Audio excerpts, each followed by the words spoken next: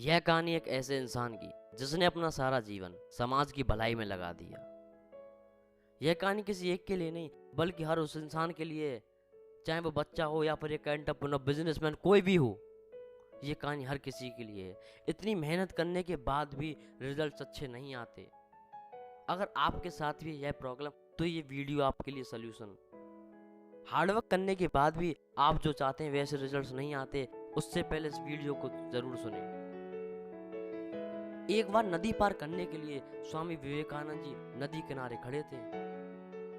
इतने में वहां एक साधु आए और उन्होंने स्वामी जी को नदी किनारे खड़े हुए देखा और उनके बारे में पूछने लगे।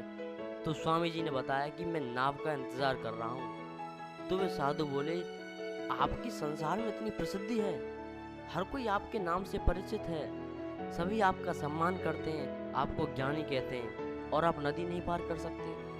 तो साधु ने पानी के ऊपर चलकर नदी पार कर दी और फिर दोबारा से चलकर स्वामी जी के पास आ गए और कहा कि देखो, मैं ऐसी ऐसी अनोखी सिद्धियां जानता हूँ, लेकिन लोग मुझे नहीं जानते। स्वामी जी ने कहा कि आपको इस विद्या को सीखने में कितना समय लगा? तो साधु ने कहा कि मुझे इस विद्या को सीखने में 15 साल लगे। इतने में वहां नाव आ गई और स्वामी जी साधु को अपने साथ बिठाकर नाव से ले गए। नदी पार करने के बाद स्वामी जी ने 1 रुपए भाड़े का दिया, 50 अपना और 50 साधु का। तो नाव से उतर गए और स्वामी जी ने कहा कि आपने मात्र जो काम 50 पैसे में हो सकता था, उसके लिए आपने 15 साल निकाल दिए। अगर आप इन 15 सालों को समाज की भलाई में निकालते, योगदान में निकालते, तो आज आपकी भी प्रसिद्धि होती, आपका भी सम्मान होता, आपको भी लोग जानते।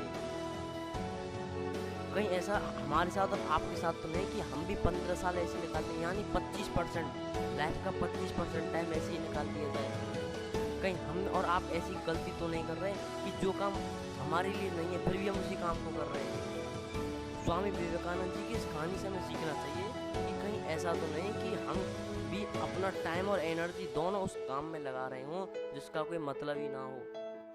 आप किसी काम को करो, उससे पहले आपको सोचना चाहिए कि वो काम आपके लिए सही है या नहीं, उसकी आपको ज़रूरत है या नहीं, या फिर आप उस काम को वैसे ही करे जा रहे हो। अगर आप उस काम को बिना मतलब के कर रहे हो, तो आप कितना भी फोकस दो, कितना भी हार्ड वर्क करो, उससे आपको जैसे रिजल्ट्स आप चाहते हो वैसे रिजल्ट्स नहीं मिलेंगे। अगर आपको सही रिजल्ट चाहिए तो उसके लिए आपको पहले चेक करना पड़ेगा कि आप जो काम कर रहे हो वो काम सही है या नहीं। और चेक करने के लिए आपको एनालाइज करिए कि हाँ, इस काम की मुझे ज़रूरत है, इतनी ज़रूरत है और कहाँ ज़रूरत है। अगर वीडियो में बात समझ में आई तो वीडियो को लाइक करें, चैनल को सब्सक्राइब करें। तब तक के लिए आप सभी का बहुत बहुत धन्यवाद।